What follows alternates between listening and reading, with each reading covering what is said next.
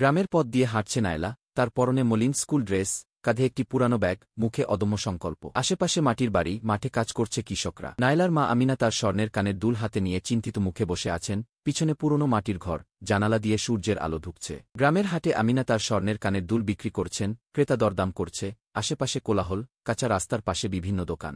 নায়লা স্কুলের বেঞ্চে বসে গভীর মনোযোগ দিয়ে পড়াশোনা করছে, হাতে পুরনো বই, আশেপাশে অন্যান্য ছাত্রছাত্রী। ক্লাসরুমের দেয়ালে শিক্ষামূলক পোস্টার টাঙানো। গ্রামের মানুষ নায়লার মাকে নিরুৎসাহিত করছে, কিছু লোক হাত তুলে তর্ক করছে, কেউ বাঁকা হাসি দিচ্ছে।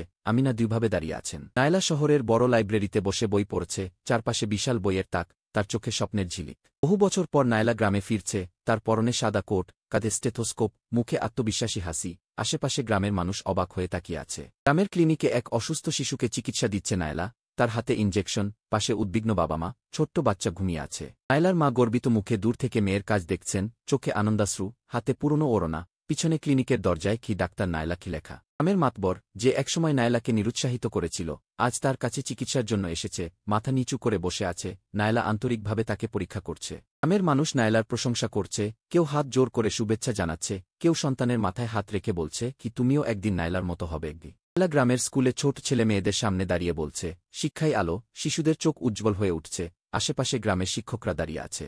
নায়লা ছোটদের জন্য বই বিতরণ করছে, শিশুরা খুশিতে লাফাচ্ছে। মাটির ঘরের সামনে বসে আছে কিছু অভিভাবক। ক্লিনিকের জানালা দিয়ে আলো বের হচ্ছে, বাইরে দাঁড়িয়ে কিছু মানুষ কৃতজ্ঞ চোখে তাকিয়ে আছে। আকাশে চাঁদ বলজবল করছে, বাতাসে এক অদ্ভুত প্রশান্তি। নায়লা ও তার মা হাত ধরে গ্রামের দিকে হাঁটছে, দুজনের মুখে প্রশান্তির হাসি।